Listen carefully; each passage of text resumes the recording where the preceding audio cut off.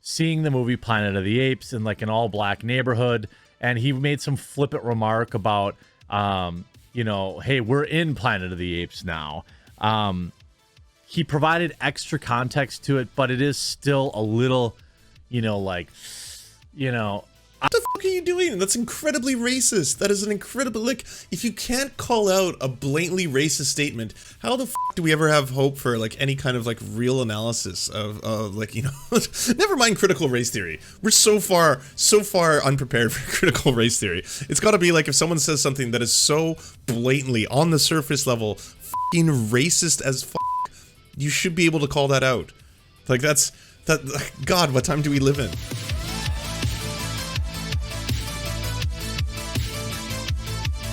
Alright, it's time to talk about censorship. Spotify's CEO apologizes to staff over Joe Rogan controversy, but says company will not be silencing him. Spotify CEO Daniel Ek apologized to the Joe Rogan Experience controversy in a recent memo to staff, yet clarified the company will not be dropping the podcast. There are no words I can say to adequately convey how deeply sorry I am for the way the Joe Rogan Experience controversy continues to impact each and every one of you. He told all his employees in a memo, not only are some of Joe Rogan's comments incredibly hurtful, I want to make clear that they do not represent the values of this company. The memo comes after a compilation video of Rogan using the N-word on his podcast was shared on social media platforms last week. Well, Rogan apologized for the use of the racial slur, also explaining that he had taken it out of context in the video. Ek clarified that Rogan chose to remove a number of episodes from Spotify. So apparently it was Joe who chose to do that. Unlike what everyone else is saying, that it was Spotify that chose to do that. Maybe we'll hear what Tulsi has to say while we're waiting. Knows this very well. She's a former member of Congress from Hawaii. She knows Rogan very well. We thought it'd be interesting to hear her take on all of this. Tulsi Gabbard, thanks so much for joining us tonight. So you're watching, and you know, God knows, I probably should have added this to the script, but you know, we don't know where this is going. It's hard to imagine they're going to pull Joe Rogan off the air, but you know, again, you don't know once the ball starts rolling. What do you make of the attempts to censor Joe Rogan? It is yet the latest indicator about the real danger that we're facing as a society right now in this country, is that this fundamental freedom guaranteed to every one of us as Americans, this freedom of speech, is being threatened. People are being intimidated. Their financial security is being threatened. They are being censored or being intimidated into censoring them. So of all the problems that America is facing right now, the hundreds of thousands of people that have died from COVID, the lack of access to Medicare for all, the low pay, the minimum wage stagnant in 725, the endless wars, the military-industrial complex, climate change, all of it, the fundamental thing that is really under threat right now is that freedom of speech. The free speech of a private corporation to decide and determine what they do with an asset they bought for $100 million. Themselves. This freedom is the fabric of our Constitution. And the fact that this is what we're facing, that the powers that be decide, well, if we don't like the things that you're saying, then we will find a way to silence you and censor you. This is something that every single American should be afraid of, because we need to have the confidence in America that we can express ourselves, that we have the freedom to speak without the threat of punishment looming over us. That right there is literally the difference between living in a democracy or living in a dictatorship. Wow. I think that's exactly. Wow, that's Jesus. I didn't know. Joe Rogan is in the heart of a battle between democracy and a dictatorship. And should Joe Rogan fall, dictatorship. You know, which way, Western man? You choose. Which world do you want to live in? Right, and for the White House press secretary to call for censorship from the podium in the White House briefing room is real. I've never seen anything like that ever, and I'm 52. Let me ask, I think this is revealing, and this is why I thought it was worth talking about. Joe Rogan's not a right-winger. It's not like they can say, oh, he's a scary QAnon character. He's certainly not. He seems pretty apolitical, pretty much a centrist. They simply hate him because he asks obvious questions, or am I missing something? You're not missing something. You know, he is somebody who's curious. I gotta be honest, normally I would use this as an opportunity to rip into the fact that Tucker Carlson's 52, of which I had no idea. Doesn't look bad for 52. Gotta keep it 100 here. He's not looking as bad as I would expect for a 52-year-old who just espouses hate all day. Encourages dialogue. Of course, he's got his own opinions about things, but he can't be put in a box and he can't be controlled. Again, he is one example. Unfortunately, he's not the only example. There are many others who have experienced the brunt of this punishment, who are either being attempted to be silenced or censored, or I love all the theories that have come out. It's the 4K makeup. He barely works. It's the Swanson money. He buys a lot of products. Video Botox. who have been. And this goes to a bigger point here, Tucker. Skin suit. Skin suit wins. All right, he wears a skin suit. That one I believe. That we're facing right That's now true. with the prospect of a Supreme Court vacancy. The qualification of a Supreme Court justice, the foremost and most important quality, must be someone who is committed to upholding our Constitution. Olive, why you gotta come in here and ruin my day? Eric Andre is doing NFTs. That is the worst news I've heard today. And I've heard a lot of bad news today, okay? There was like an entire like oil rig that sunk into the middle of the ocean. And yet that, God damn it. Eric, you know better. Who It better be part of some massive, incredible troll prank. It better be. is committed Yes. to upholding the freedoms we are guaranteed in that Constitution, freedom of speech, civil liberties, and so on, not being chosen based on There's probably NFTs of his balls. See, if it's NFTs of his balls, where do I side on this one? Oh God, this one really cuts to the very basis of my axioms. I don't know what to ground here. on their gender, their sex, their race, or even their politics. We need to be looking for a Supreme Court justice Presenting non-flushable turd. My first NFT. Oh, but it's real. Why would you say something so controversial yet so stupid? Oh God, no. This isn't subversive. Damn. That's sad. You hate to see it, folks. You hate to see it. who is committed and has a track record of upholding our Constitution. That's it. I always laugh when you say things like that because I always wonder, why do they hate Tulsi Gabbard so much? Because like Joe Rogan, you're a threat because you defend the essential, the ancient American values that the country was based on. You do it in a very reasonable way that's nonpartisan, and that's the threat. And so I appreciate you're doing that. Oh yeah, everything she said was extremely nonpartisan. Like, we need freedom of speech from people who want to talk about other people's race and gender and sexuality. Definitely very partisan reporting. Anyways, when it comes to the Joe Rogan thing, if you haven't already heard, Joe Rogan just got an offer today for $100 million. Yes, he got another $100 million offer today from Rumble, of all places. Rumble's going to be making them a big old offer. Social media platform Rumble has offered Joe Rogan $100 million to bring his popular podcast, The Joe Rogan Experience, to its video platform, amid controversy surrounding his show on Spotify. Rumble CEO Chris Pavlovsky wrote in an open letter on Monday that he stands with Rogan, who is facing blowback for COVID-19 vaccine misinformation on his show and his past use of racial slurs. We stand with you, your guests, and your legion of fans. Well, I'm sure you stand with a legion of fans in desire for real conversation. So we'd like to offer you $100 million, 100 million reasons to make the world a better place. How about you bring all your shows to Rumble, both old and new? No censorship. $100 million for over 4 years. This is your chance to save the world. And yes, this is totally legit. Why do you all think he's saving the world through this? Rogan signed an exclusive deal with Spotify in 2020 that was reportedly worth more than $100 million and has included the show's library dating back 11 years. The former host of the TV series Fear Factor has been the center of controversy in recent weeks. Now, he's been very recently the center of controversy. I keep on trying to hammer this point home. The left has been talking about Joe Rogan as being problematic for a fucking handful of reasons for a long time now. No one listened. Liberals are now really upset about Joe Rogan because he's spreading vaccine misinformation. But him platforming every popular transphobe in the intellectual dark weeb and platforming them multiple times, bringing them on a show so they can spread all this abhorrent transphobia, and then agreeing with them, not even pushing back against it, just being like, yeah, oh no, that checks out. Yeah, please tell me about this book that is not based in anything scientific, but yeah, let's spread some hate speech right now. That was all totally fine. In fact, that's not even something that's brought up right now. Right now, there's two things that are brought up in terms of Joe Rogan. It's his vaccine misinformation, which, yes, is horrifying, and he does it a lot, and also his history of saying the N-word a ton. I mean, they haven't really brought up the fact that, in his old podcast, he actually referred to a bunch of black people as, like, being akin to Planet of the Apes. Like, he said a ton of incredibly racist stuff, including the whole, like, weird Stephen Molyneux style, like, black jeans versus white jeans kind of things. Like, yeah. Rogan sucks, and he sucked for a long time.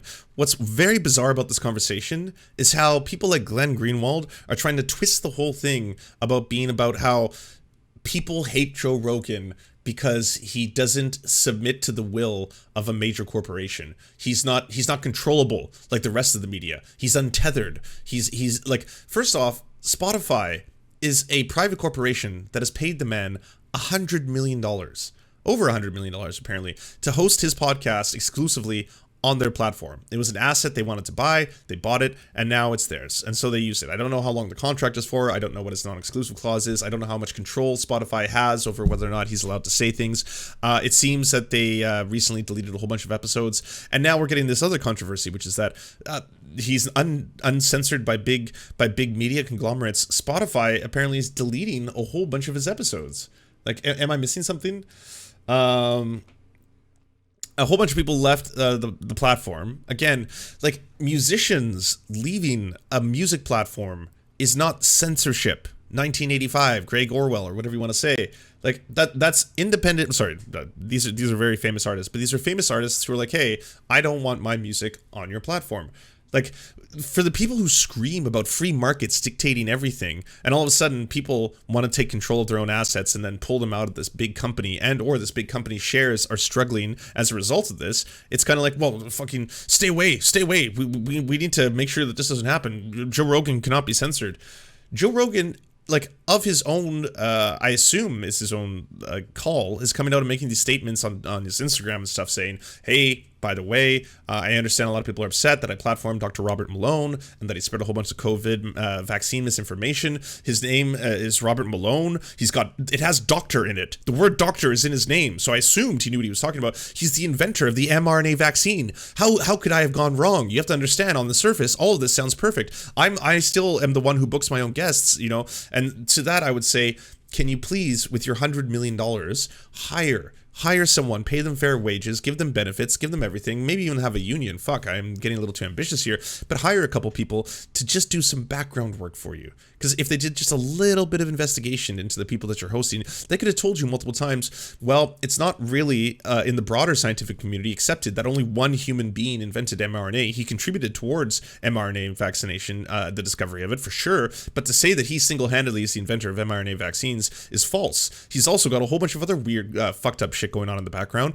Like, you shouldn't platform him. He's going to go on there and he's going to say things that are patently false, such as the vaccines are more dangerous than getting COVID-19, which is, again, like, completely falsifiable by the broad consensus of the scientific community. So I don't think, like, the freedom of speech argument that keeps popping up here, when, again, we're not talking about speech in the traditional sense. We're talking about corporations.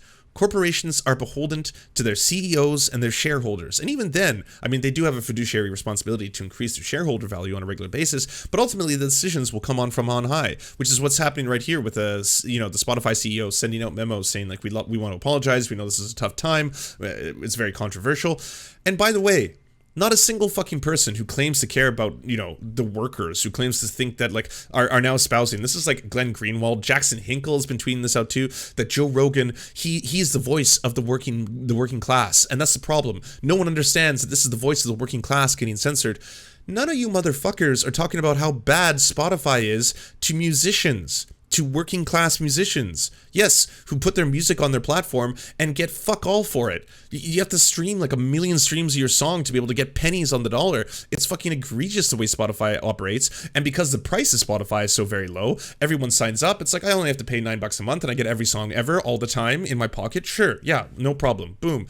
Does it matter to me that they don't really pay their artists at all, and that this entire system that they've got set up is actually just going to reinforce the worst aspects of the music industry? No, it doesn't. I don't think about any of that. I just think about $9. That's great. And I'm saying this as you know, someone like myself who used to be a Spotify subscriber, not anymore, but used to be, because yeah, like, how do you fucking contend with that? It's like, $9 for every song ever? Yeah, sure. I'll do that. That's fine.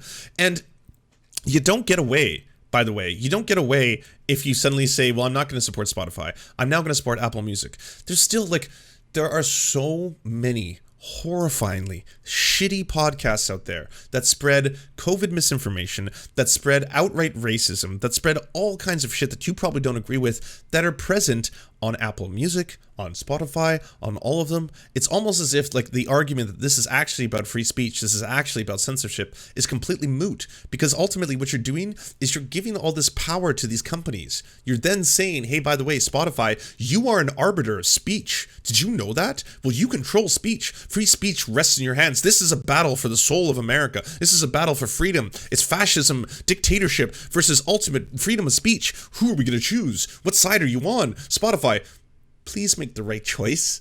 Please benevolent dictatorship CEOs that control the company.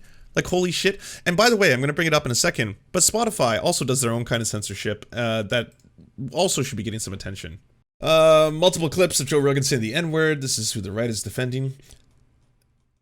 Like, also, by the way, I think pulling up Joe Rogan's incredibly racist and horrifying N-word stuff from like 10 years ago to try and justify being outraged about him now is also pretty disingenuous. Again, no one had anything to say as Joe Rogan platformed every prominent transphobe pundit in the known internet. Like, just one after the other. Steven Crowder, Ben Shapiro, come on down. Let's hear Brett Weinstein. Oh, he's probably not going to say anything transphobic. Nope, I was wrong. He's going to be incredibly transphobic. Jordan Peterson. Hey, who? Oh, it's Jordan Peterson. Oh, Jordan Peterson again. Oh, hey, fucking Jordan Peterson. Fucking 5 times. Yeah, tell us about that. As recently as a couple weeks ago, again, had Jordan Peterson on, and again, spousing all this horrifying transphobia, and everyone is just kind of like, yeah, yeah, well, he did say the N-word 10 years ago. Let's cancel him for that. Let's get him for that action.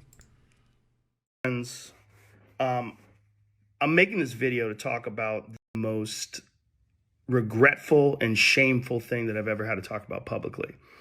There's a video that's out that's a compilation of me saying the N-word. It's a video that's made of clips taken out of context of me of 12 years of conversation. Okay, I'm sorry, fuck that. There is no context in which any of that is acceptable. I don't care if you were just like, N-word, the Planet of the Apes made me feel like I did when I was like in a dangerous part of town because there's black people around.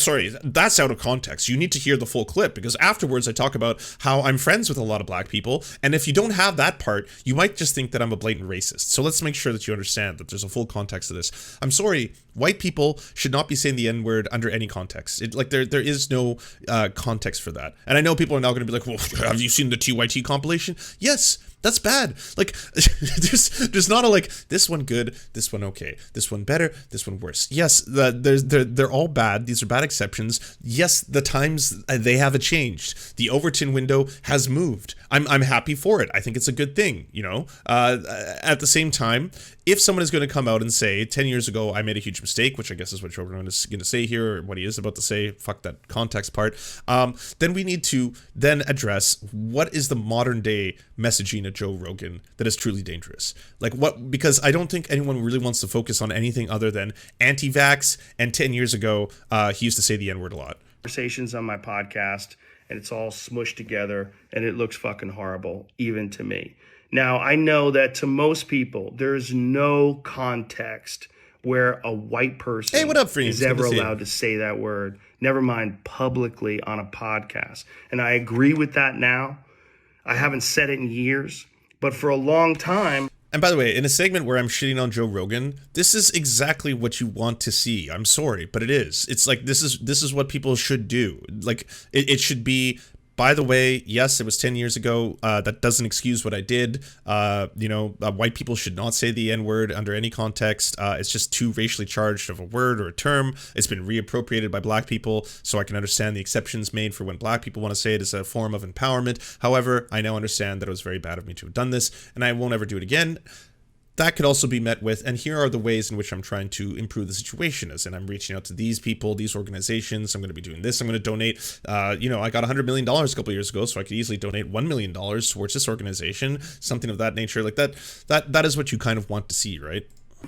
When I would bring that word up, like if it would come up in conversation, instead of saying the N-word, I would just say the word. I thought as long as it was in context, people would understand what I was doing. Like that context was part of the clip we were talking about Red Fox, how Red Fox said that word on television in the 1970s, and how times have changed so much since then. Or about how Richard Pryor used it as one of the titles of one of his albums. or I was quoting a Lenny Bruce bit, or I was quoting a Paul Mooney bit, or I was talking about how Quentin Tarantino used it repeatedly in Pulp Fiction, or I was talking about how a Netflix executive, ironically, used it because he was trying to compare it to another offensive word, and he said it out loud, and they fired him. Not calling anybody or just saying the word out loud. I was also talking about how there's not another word like it in the entire English language, because it's a word where only one group of people is allowed to use it, and they can use it in so many different ways. Like if a white person says that word, it's racist and toxic. Well, thanks, Quite 184. Appreciate it. But a black person can use it, and it could be a punchline. It could be a term of endearment. It could be lyrics to a rap song. It could be a positive affirmation. It's a very unusual word, but it's not my word to use. I'm well aware of that now, but for years I used it in that manner. I never used it to be racist because I'm not racist. But the problem is that you perpetuate racism when you use it, right? That's, I think, the part that's being lost in all this conversation. Anyways, we played the Tulsi Gabbard clip. I'm going to get to secular talk in one sec, because that's another thing that I want to bring up. But just the breakdown, and I know this has been circulating online a bit, about the breakdown of Joe's guests, whether it be left-wing or right-wing, because the other argument I often hear from people is that Joe Rogan platforms exclusively people from all sides of the political aisle. He's what you would call perfect centrism, right? He gets people on the left and on the right.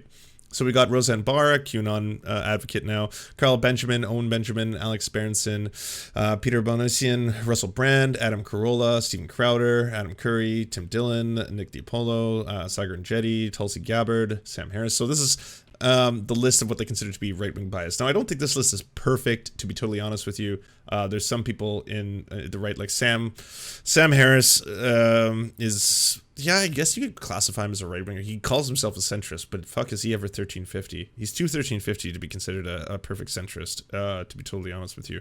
But anyways, on the left, what do you get? Crystal Ball, Lee Camp, Tommy Chong, Neil deGrasse Tyson, which again, that one is like, I don't think he identifies with a political label. Jimmy Dore, enough said. Anna Kasparian, Kyle Kalinske, Dan Savage, Amy Schumer, Kevin Smith, Edward Snowden, and Cenk from TYT. Very small. It's 36 versus 138 in the span of like a year and a half. There's a list breaking down how often Joe Rogan hosts people on the right versus the left, and reactionaries are outraged, going Jordan Peterson, Tim Pool, Barry Weiss, right wing. Well, yes. It's even funnier because when they add these people to the left, he still has the right on more. Oh yeah, like unbelievably. If that's the backlash from this. But this is something important. My 2018 Joe Rogan Experience appearance was censored by Spotify. He didn't use any racial slurs in the episode. I railed against Saudi Arabia in it, and Spotify just happened to expand into the Saudi market at the exact same time it coincides with the banning. This expanded its paid podcast subscription in 33 more markets and enables podcasts for users in Russia, Egypt, and Saudi Arabia. Now, this obviously, it's what you classified or, conspiracy theory. There's no direct evidence talking about whether or not it has anything to do with the fact that it was because he was speaking specifically about Saudi Arabia. We'll play the clip that Kyle has provided. We were talking about that Jamal Khashoggi guy before the podcast started, and how disturbing this whole thing is. And the plot, for folks who don't know what we're talking about, fill people in on. Okay, sure. So Jamal Khashoggi is a journalist who actually worked for the Washington Post. And he went into the Saudi embassy in Turkey to get a marriage license, in Istanbul, to get a marriage license for him and his wife. And he never got out. They killed him, dismembered him, used a bone saw, and then they even went as far as to cover it up, where they had a body double go in, and they gave him a fake beard, and they had him wear his clothes and walk out. Is there video of the body double? There is. There is. The thing that's driving me nuts about this is, so now this is getting a lot of press attention, and I'm happy it's getting a lot of press attention, of course, but the reason why it is because he's part of the elite class in the sense that he's a journalist. So now you have the people from the New York Times and the Washington Post and CNN, they can relate, and they go, oh my God, they're killing journalists now. This is crazy. Look at the precedent that this sets. But what people don't know is, for the past 2 or 3 years, Saudi Arabia has been waging a literal genocide in Yemen. And that's not an exaggeration. So they've blockaded the country. They're not allowing in medicine. There's a cholera epidemic happening there. Millions of people are sick. They have people dying of starvation because they're not allowing in food or humanitarian aid. They're bombing hospitals. They're bombing schools. They're bombing open air markets. markets.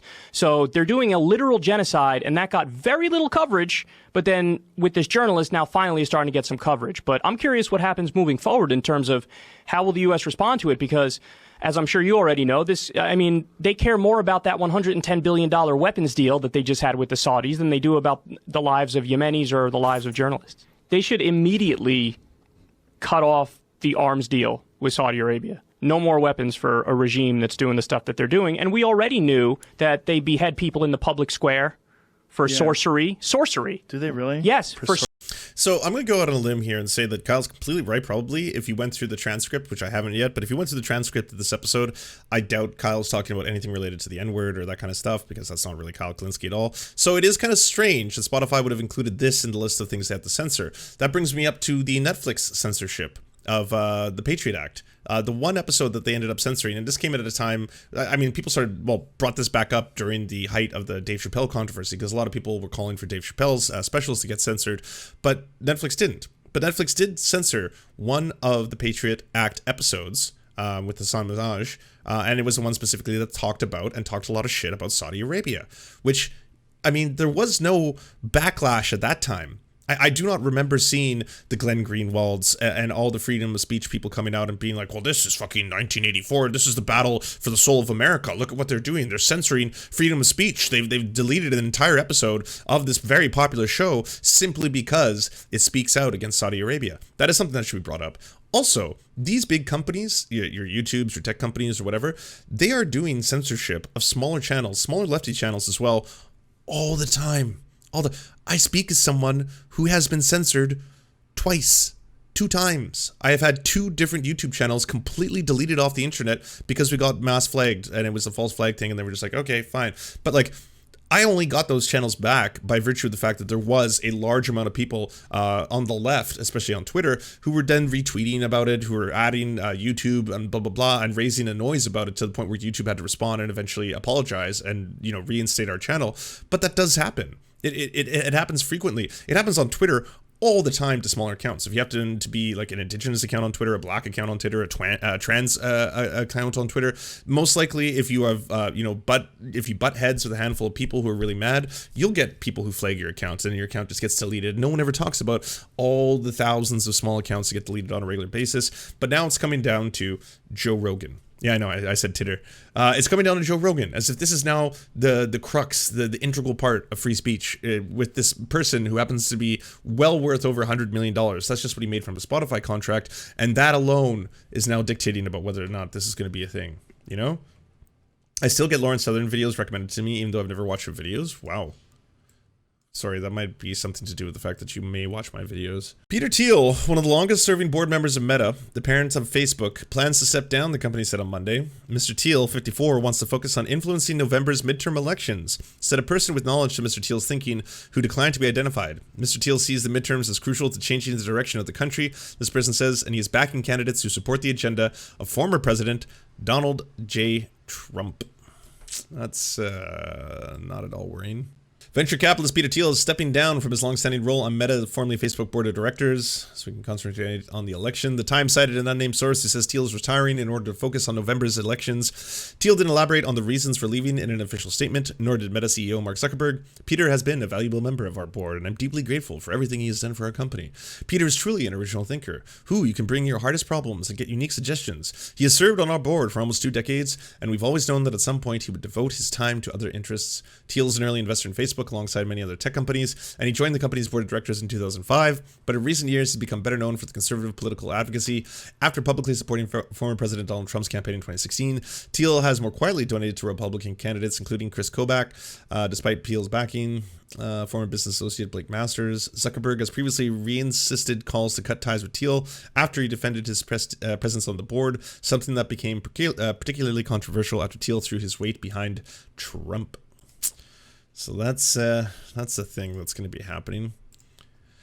Speaking of freedom of speech, I mean, it's pretty wild that political parties, politicians, they get to have untold amounts of donations in the form of either super PACs, and people oftentimes when they retire from the political world get fancy jobs doing advocacy for these very same organizations afterwards, in this very bizarre cyclical system that we have where capital seems to give you more power in our stratified society. But that's another story for another day, I guess. Has bent the knee, at least temporarily, and Spotify has pounced onto that, removing about 113 episodes today, and seemingly more every hour get removed. They must have just opened the floodgates on every problematic thing or episode that's ever existed.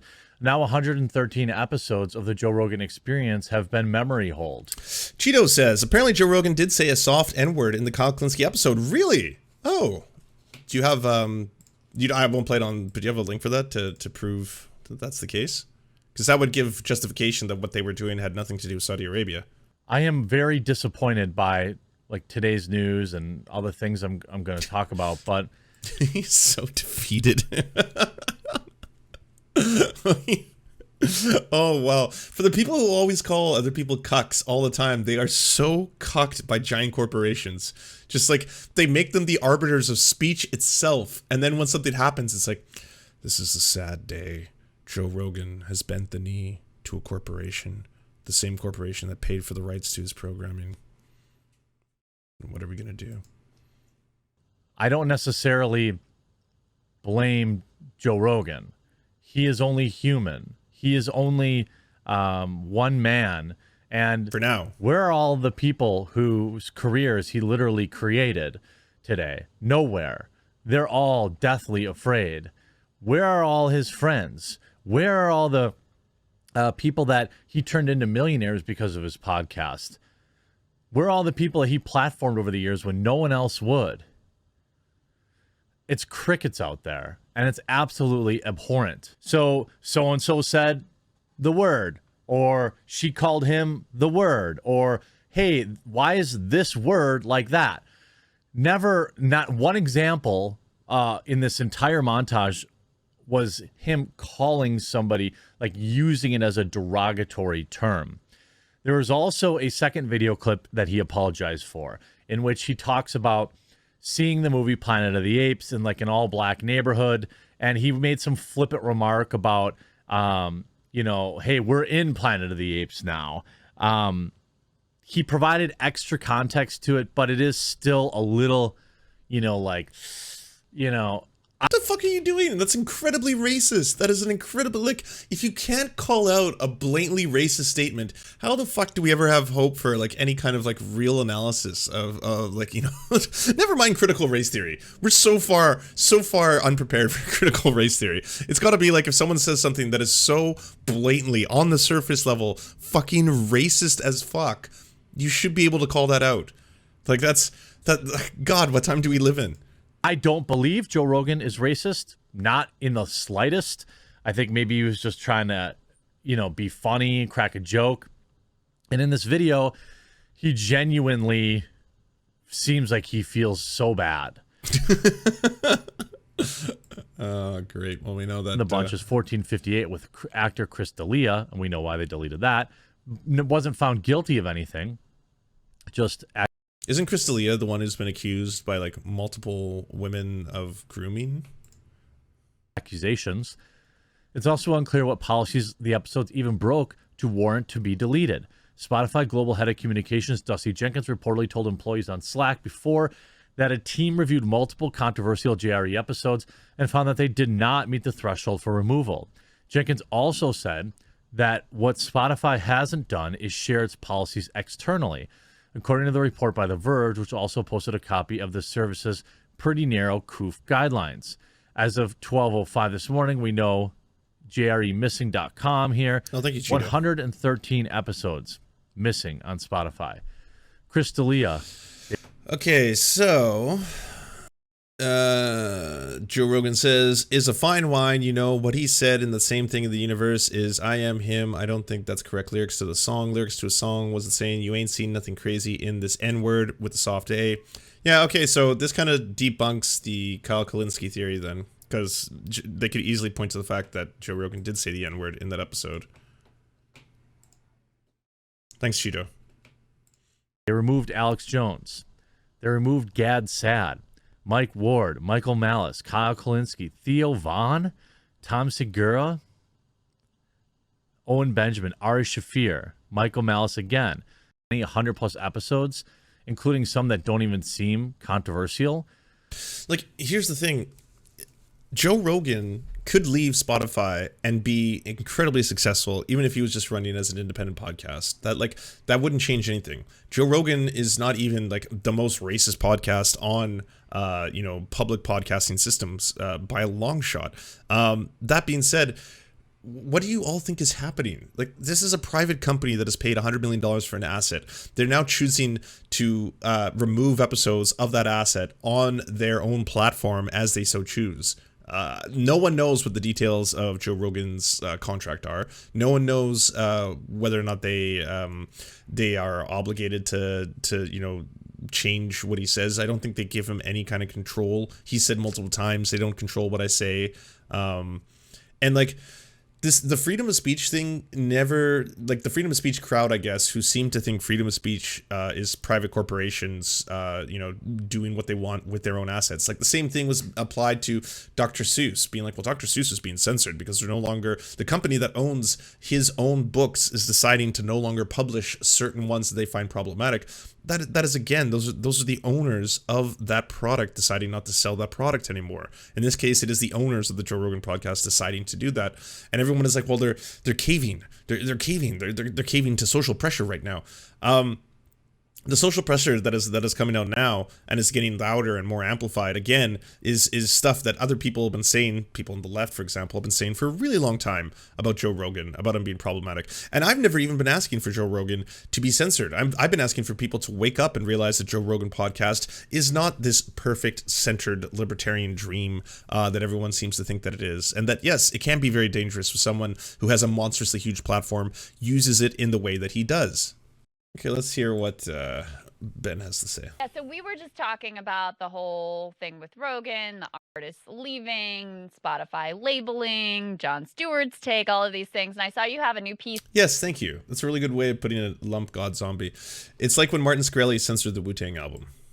In the Daily Beast of all places, where you write, progressives who want Joe Rogan off Spotify should be careful what they wish for. And the subhead is weakening free speech norms and making it easier for tech CEOs to suppress misinformation will not work out well for the dissident left. Explain, my friend. Yeah, well, I mean, it seems pretty straightforward to me, although judging by my social media timelines, not to a lot of other people. Which is that these platforms aren't controlled by like leftists, right? These platforms are controlled by billionaire CEOs who have every reason in the world to A, want to stay on the government's good side, and B, to not want their wealth to be redistributed, which is certainly, like kind of the main thing that, that we want. And so I think that if we weaken free speech norms, if we make it easier to crack down on so-called misinformation, that's not going to go well for us, because people will say things like, oh, sure, I don't want to censor opinions, but you can censor people for being wrong about facts. But every political argument is at least partially an argument about facts, right? Does raising the minimum wage really increase unemployment? How many people really are killed by drone strikes or civilians? And so both sides always accuse the other one of spreading wrong facts. And the people who get to decide are ultimately going to be accountable to these billionaire CEOs. I mean, I just give one small example in the piece that I think makes the point, which is, imagine a world where podcasts and Spotify already existed in 2002. Who do you think would be more likely to get the censorship hammer for misinformation? People who agreed with the government, who agreed with the New York Times that Iraq had weapons of mass destruction, or people who said that like Bush administration officials were conspiring to mislead the public about it? Right. Yeah, I mean, that's like a sort of a debate ender point right there. Yeah, it's a perfect point. But so let me play devil's advocate for a second, and it's Sure. tough. It's tough for me because I'm like 1,000,000% in your camp. But how do you respond to the people who say, listen, I'm tired of hearing the free speech angle of this because this has nothing to do with free speech, because it's a private company that we're talking about, not the government? Yeah, I'd say that if you're a right-wing libertarian, that makes perfect sense from your point of view. Right. If you're a leftist, it makes no sense. That's that, right, you know, yeah. the same way we wouldn't say if you work at Walmart and you don't like the working conditions there and you don't think you're paid enough, don't demand union representation, a higher minimum wage, just go find somewhere else to work because it's all freedom of association, like you don't Oh, whoa, Ben, I got to push back hard on that. Excuse me. We're not talking about the workers at Spotify. We're also not talking about smaller creators on Spotify. We're talking about their largest asset, their biggest acquisition on their platform. These are two very different things. Again, one of the things that I think is completely being missed in this is that no one talks about how shitty Spotify treats their musicians, like how little money they give. That is something that should be the leftist call to arms when it comes to Spotify and Roblox. I'm not trying to say anything violent, but like that should be the leftist perspective. Spotify treats people like absolute garbage who put their music on their platform, and in essence makes Spotify as valuable as it is. Don't have to work there. They don't have to employ you, whatever. We understand that the government is not the only source of power that can be problematic in our society. So one of the other things that you bring up in this piece is you cite this Move On petition where they want Rogan to be completely banned from Spotify, and they accuse him of being a white supremacist. And so this gets into a whole other issue. Something I've taken issue with is there's this very caricaturish view of who Joe Rogan is. If you just listen to the media interpretation of what his podcast is, you'd think I love Ben. I admit to being mixed in all this. Yeah, it's a very complicated topic, and it's a difficult one to approach. But like, the problem I have with the position that Ben and Kyle are taking in this is that like ultimately you give Spotify more power, right? If you say to Spotify, hey, you shouldn't be beholden to the outcry of the public, in that you should probably either put disclaimers in front of Joe Rogan's episodes because he spreads COVID misinformation or something of that nature. Like, Spotify should not have to cave to the whims of people asking that Spotify operate better as a company, while at the same time, that's because we want to make sure that we keep and preserve free speech. Ultimately, Spotify is the ones who are going to make the decision regardless. Spotify probably wouldn't be or have taken such a huge stance on this if their entire stock hadn't tanked as a result, right? If they lose, what was it, like 20% of their stock value or shareholder value, because a lot of people were like, holy shit, the shares could be potentially toxic, right? Then you see Spotify coming forward and being like, all right, we're going to be removing episodes of Joe Rogan. We're going to be putting disclaimers in front of Joe Rogan. We hear what you're saying. It's important. But ultimately, Spotify is a private corporation. They are beholden to no one. If you want to talk about it from a leftist perspective, then yes, we are on the same page. Spotify should be collectively owned by the people who work on Spotify. And that's a topic that I'd be fully on board with. I will agree with you wholeheartedly, because that's the way I think most businesses should operate. In fact, all of them would be ideal if they were cooperatively owned by the people who actually work for the companies themselves. But this isn't the issue. And to try and paint it as that, I think, is disingenuous. It's one of the biggest, conflicts me and Ben have always had when we talk about cancel culture, when we talk about big corporations, big tech companies that seem to have all this control. We're not gaining more control by telling Spotify, you aren't beholden to anything, because, that would be a censorship, or that would be egregious. That would be stepping on free speech. So, if you want to have the Alex Jones show on there, you want to have this show on there, that's totally your right. You have the right to do that. You're a private company. And we want to talk about, how censorship eventually will affect the left. Guest was an anti-vaxxer. That's like white nationalist anti-vaccine hour on Joe Rogan all day, every day. What is the reality? Why do liberals in particular, but some elements of the left as well, want to sort of push him towards the right-wing camp and say, oh, this guy's just a right-wing propagandist? Yeah, that's a really good. The other issue is that podcasting is an open platform. If you got pulled off, you could still listen to him literally at any podcast app. Yeah, I mean, Joe Rogan, well, I mean, you can't now because Spotify has him exclusively, but you wouldn't, like, Joe Rogan would go back to being the Joe Rogan podcast, which means it would be everywhere podcasts are available, unless, like, someone else would take a strong stance on it, unless all of a sudden Apple is like, well, we're not going to feature Joe Rogan because of reason X. But that would be that would be the start of such a huge amount of callouts then, because it would be like, well, what about all these other podcasts? What about all these other things? Like there's an overwhelming amount of problematic material in podcasting, because podcasting by its nature is very independent. People can start up podcasts and get them on podcast platforms relatively easy. It's easier than ever today with certain websites. So it's not as if holding Joe Rogan to a higher standard changes that. Like, it also comes down to that concept of freedom of speech and freedom of consequence. Like, Joe Rogan has the freedom of speech to make an episode where he platforms Ben Shapiro, and the two of them are super transphobic together. I have the freedom of speech to then call him out and be like, this is a fucking asshole move, and all this shit is lies, and here's why I'm going to point out why they're like completely factually incorrect here. And then at which point, someone else has the freedom of speech to make a video on me about why I'm a soy boy cuck and everything I say is wrong, and then they have the right to put that up on and throw it onto YouTube. That's kind of like the cycle. But like, people get really, really upset when that first one happens to a creator that they either like or they feel is being encroached upon. It's like all of a sudden it's like, whoa, Lance, you just made a video that was very critical of Joe Rogan. Are you cancel culture 1984 here? Are you trying to ask for the end of Joe Rogan? Is that it? And it's like, people can be called out. Like, I think for some reason, and comedians especially of all people, have just had the thinnest skin about this kind of shit. Like, every single one of them is coming out now being like, you can't even say anything anymore. We used to be subversive. Comedians used to be the truth tellers. And now every single time we try to do it, blah, blah, blah. It's like, okay, first off, a lot of you just got really shitty as time went on, right? And a lot of you just became disillusioned with your own audiences. You all became like, multi-millionaires. And all of a sudden it's like, you don't really have a relatable show anymore. You're doing this stand-up routine where it's like, yeah, so I was flying first class the other day, and then I landed in my private island, and then, man, private islands just don't have the same kind of food they used to. Anyways, trans people suck. I'm going to do that for about an hour and a half now, and this is going to be my subversive special, just telling the truth, put my tape on my mouth kind of shit, just telling the truth, though, just how it is. And then everyone's like, well, yeah, that was a super shitty special. And it's like, holy shit, they're fucking trying to censor me, trying to shut me down because I wanted to speak the truth. What are you all triggered now? Oh, you lefties triggered by my incredibly fucking well thought out comments?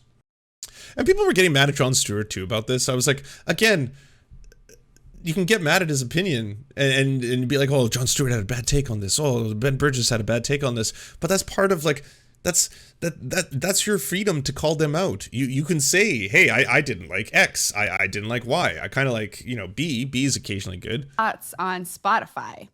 And Neil Young pulling his music. No, I haven't seen Sam Cedar. We're on I'll a pull up Sam podcast Cedar's platform, so it's a little meta. Joni Mitchell too. First of all, I love Neil Young and I love Neil Young's music. But the idea that it was worth $4 billion in value to Spotify caught me off guard. That's all I'm going to say. Listen, I'm a Cinnamon Girl fan as much as the next guy.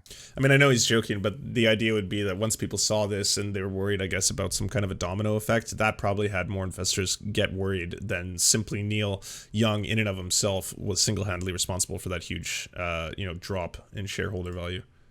Buffalo Springfield? Sure. I'll sing that while watching old Vietnam documentaries. But when he pulled his music off of Spotify and Spotify went down, I was like, that doesn't seem right. I mean, it's value, but that caught me off guard. It's a real bummer when, in order to make your activist ploy for Spotify to stop spreading disinformation, that like you actually need to call Taylor Swift. But she has spread disinformation as well.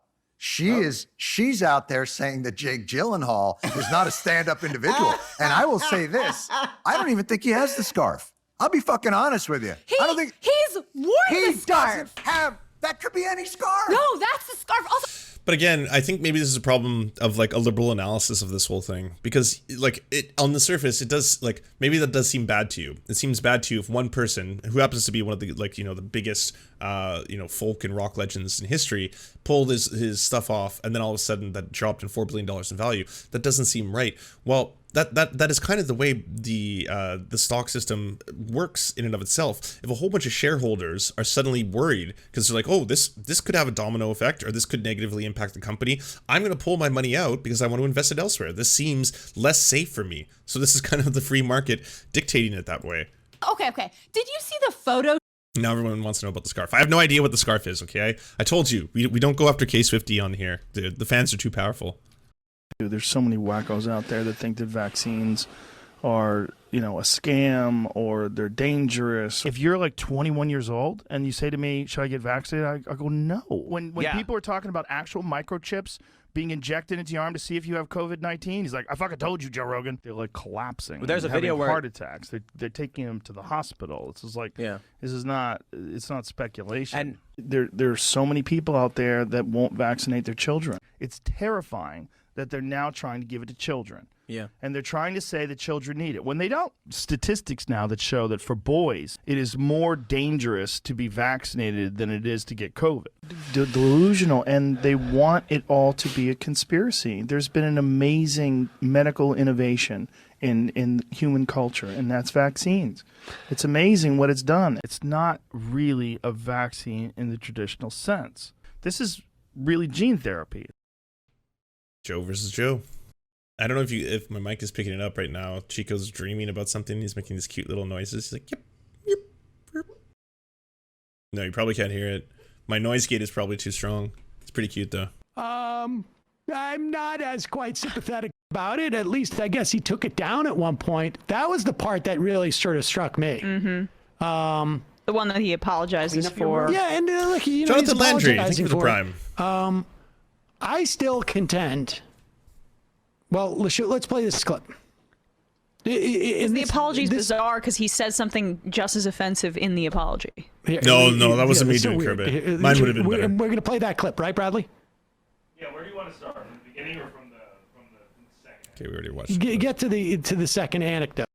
It feels like I'm in Denmark. Right. This is I went into it's like Finland around here. All these white people. Look.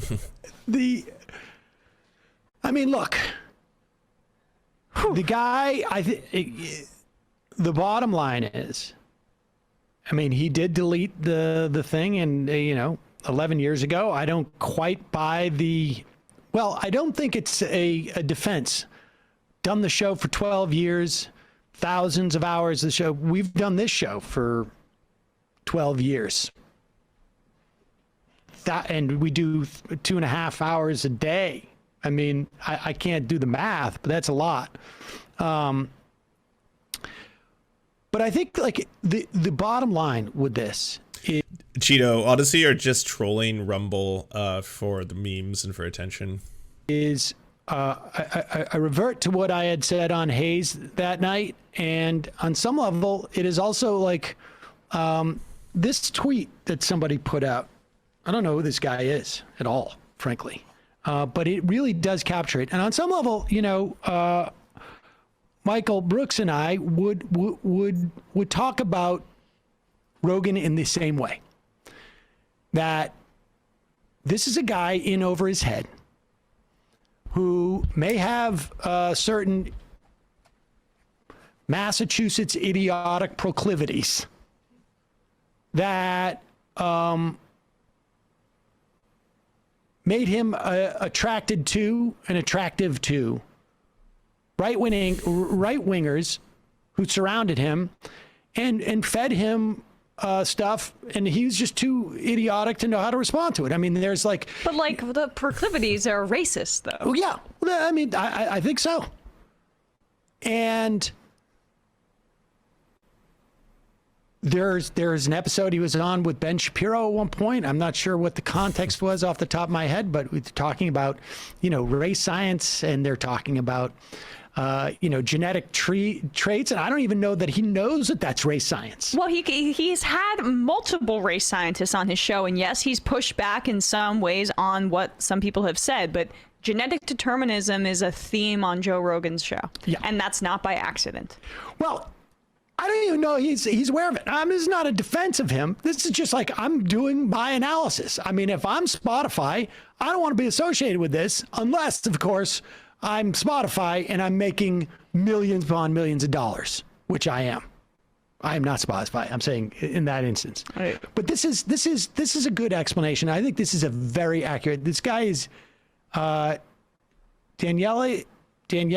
Bolelli. I don't know if it's a woman or a man. I think it's a guy. I'm not going to read the whole tweet thread, but I'll read this part. Joe's formula when he first started was to smoke weed and shoot the shit with friends, and it worked. Then he kept the same approach when he extended the circle to people like me. Casual shoot the shit kind of conversations about mostly mildly controversial topics. I think this guy must have a podcast or something. And it still worked. Then he started going for celebrities.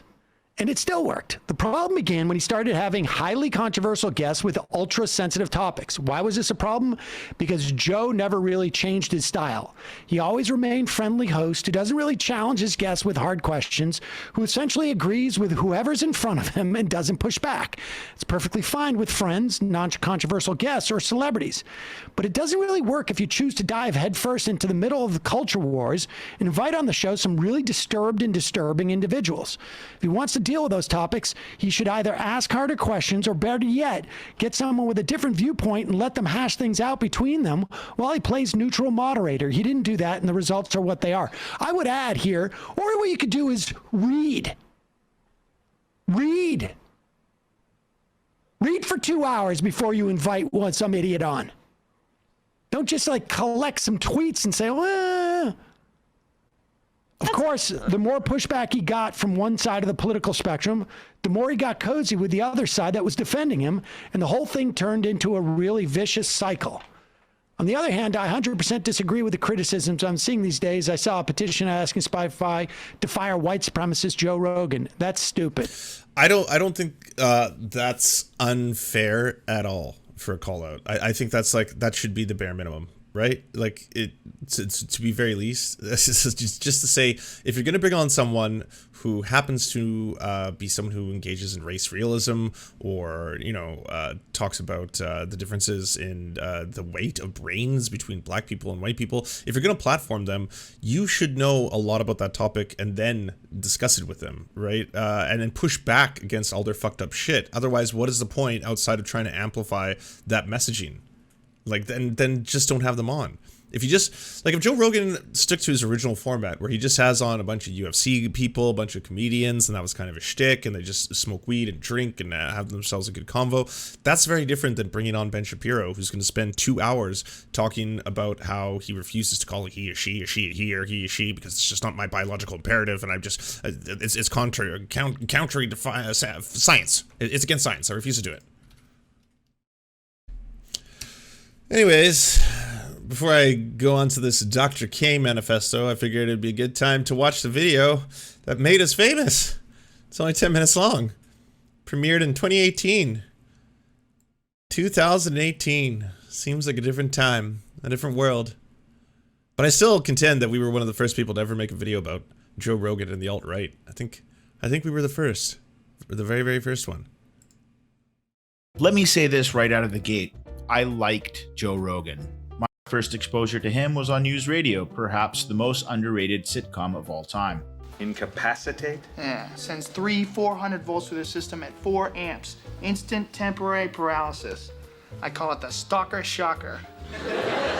Yes, I can see you've written it here in magic marker. In it, he played Joe Grelli, a street-smart electrician because, 90s sitcoms.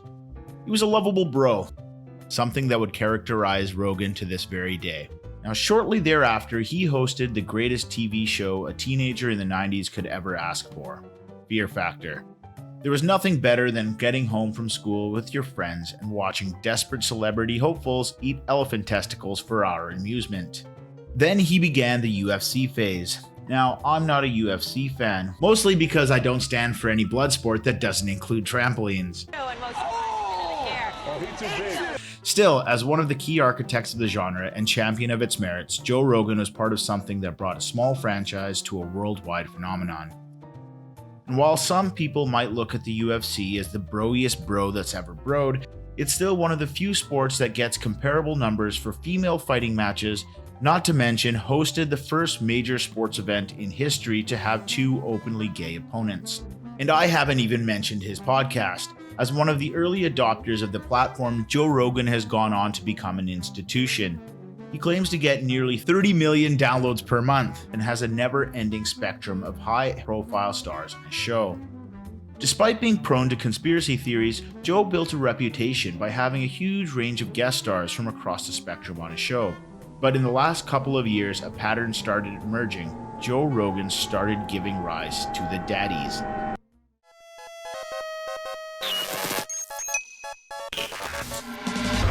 Old. Now, before we get too ahead of ourselves, we should explain the phenomenon of the alternative influence network. What does it mean, Professor? Actually, I'm just an assistant professor. But what does it mean, assistant professor? I don't know. In her new Data and Society report, Rebecca Lewis examined how 65 political influencers cross-pollinate information to create a network that exposes kids to incrementally more extreme political positions. You see, YouTube is one of the primary news sources for the younger generation.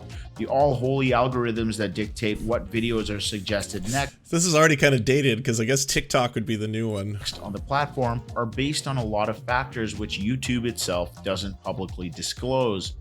Quote, influence is not created in a vacuum. It occurs within and propagates through social networks.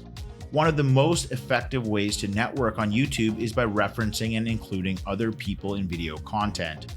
So Joe Rogan has Dave Rubin on his show.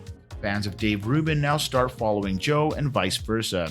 Then Dave Rubin has Stefan Molyneux on his show and the same effect occurs. Then Stefan Molyneux does a video defending Richard Spencer and you can see how far down the rabbit hole you've sunk. The thing is, you don't always need to play 6 degrees of Goebbels. You can simply watch Dave Rubin interview Stefan Molyneux. I mean, if we took the brain of a 25-year-old black man and the brain of a 25-year-old white man, what is it that they're doing that... No, different sizes. Yeah. Yeah.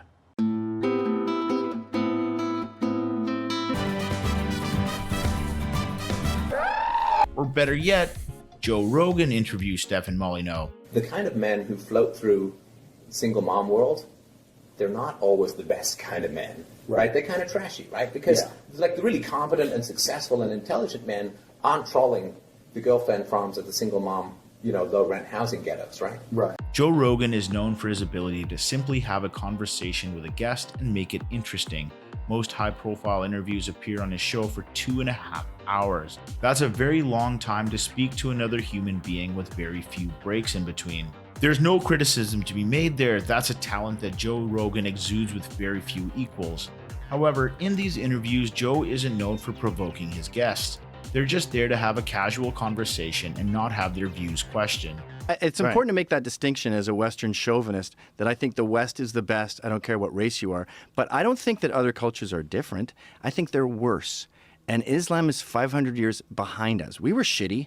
We had witch hunts. Inquisition. We had the Inquisition. They're not caught up to us yet. They're not as advanced. And I think two big problems with them as far as progress goes is the Quran is an exceptionally violent book. It doesn't have a 2.0 the way Christians do. And no one ever talks about this, but they have a major problem with inbreeding.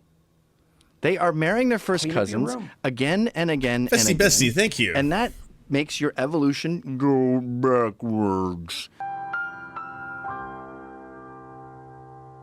This can be adorable in the case of Elon Musk, where he talked about AI like a Terminator movie and ended up smoking a joint live on the show.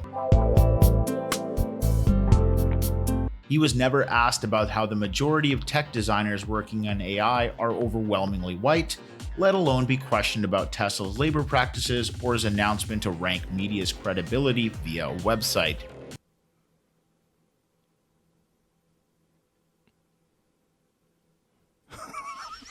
Because they're just two buddies smoking a joint and having a rap. That's one of the key reasons he keeps getting high-profile guests, many of whom might not even be doing press junkets at the time. The majority of his guests are often athletes or comedians, but ever since joining the ranks of the intellectual dark web, he's been regularly featuring a steady rotation of its most prominent members. Rogan is the host of his own show and thus is completely entitled to book the guests of his choosing, and by no means is he obligated to host prominent leftists or academics. But by consistently booking guests on the far-right spectrum, it is more than a tacit approval that Rogan himself rests firmly within their camp and has no interest in the counter-arguments. And, you know, the issue with men, I think, with young men, and this is one of the things I've been trying to address, is that if your fundamental presupposition is that our culture is a patriarchal tyranny, which is an appalling presupposition, along with the idea that the best way of looking at history is that it was the oppression, the continual oppression of women by men, which is also something that I regard as an absolutely reprehensible doctrine. Then, okay, so it's a patriarchal tyranny. But that, in their defense, that did exist. There has been continual oppression of women. It's just not the only thing that's happened. Kind of have a point in the fact that if you're looking at all the events that have ever taken place, there's a significant number of them that have been women being oppressed. That's, yeah, but that's I don't know if there's more women who've been oppressed than men who've been oppressed. That's a very good point. I haven't seen this in a while. That one still holds up. Now, looking back at the Alternative Influence Network, it's immediately evident that Joe Rogan is a smaller cog resting on the outskirts of the network. Yet, with the world's most famous podcast and the largest fan base, he is undoubtedly the biggest entry point. He may be your first daddy, but he shall not be your last. If that term seems confusing, perhaps we should explain something else. What unites most members of the Alternative Influence Network is a hatred of third-wave feminism and support of the men's rights movement. The term taking the red pill often refers to waking up to the way the world actually works, rather than believing the SJW propaganda the mainstream media feeds you. Whether that be disagreeing with the concept of a patriarchal hierarchy in society. This is like, a lot of this needs to be updated. You gotta do like a new version of this where it's like, this has gotten so much more complicated than it was in 2018. All the way over to George Soros funding a globalist white genocide. It's an odd term to be adopted by the alt-right, considering it was coined by two trans women. So like Jordan Peterson, one of his most frequent guests of the past couple of years, Joe Rogan acts like a father figure for disenfranchised youth, pushing other daddies on listeners by cross-pollinating with other key members of the network, until the day comes when your partly rational conspiracy theory daddy turns into your drunk racist Thanksgiving daddy. All I've been hearing about Africa lately is what's going on with white farmers in South Africa, which is it's very scary stuff, where people are encouraging people to attack white farmers. True, Kubi. Now, we're not saying the left doesn't have this problem as well. Lance, where can we have more of Dave, or are you afraid that he has the best voice? I'm not afraid. I will capitulate immediately to that accusation. However, I will say that I'd like to have Dave on the show more. He's just not a big fan of the live streaming thing. Not everyone is, you know. You're on camera and it's all live, and I'm afraid right now, and I should be having fun. I don't know why. There's just so many people watching this show right now. But yeah, he still, like, if you watch the newest Serfs video that came out today, youtube.com/theserfstv, you'll notice that Dave is front and center at the trucker rally. I'm a house. One of the reasons we left out the Man Show from Joe's list of accomplishments is that it's the television equivalent of eating an issue of Playboy that's been soaked in beer overnight. But the worst machination of that series happened to be hosted by the new progressive hero that is Jimmy Kimmel. So there's blood to be found on both sides. Maybe it would be easier if you put your mouth on it. What we are saying is that people should be aware of their... Even back then, we were trying to go after the libs at the same time. Good job, old us. Potential indoctrination into concepts of misogyny that may go far beyond their initial beliefs when they're allowing YouTube's algorithms to suggest what they watch next. Or when they see one of their trusted celebrities inviting his new super friends to the party. So this, I suspect it was either this one or the PewDiePie one. The problem with PewDiePie, one of these two, because they came out right after each other, and they were the first two videos we had that went viral. It's either the PewDiePie fan base or the Joe Rogan fan base, which were the ones that flagged our channel and got it taken down. Because they were the first two where like that actually took off, and I was like, holy shit, Dave, it's got like 10,000 views. He was like, 10,000? Holy shit! I was like, I know, that's wild. And then shortly afterwards, it was like, oh, our channel's gone. It's just gone. That's weird how that happened. And I didn't think we were even being that spicy, you know? Spotify stands by Joe Rogan and donates $100 million to marginalized groups. Not Spotify price matching racism. Hey, problem solved, everybody. Problem solved. All right? There we have it. Do you enjoy the Serfs but prefer not to have to use your eyeballs? Many are saying this. Well, we've got the solution for you. It's the Serf Times in podcast form. Available on most major podcasting networks now.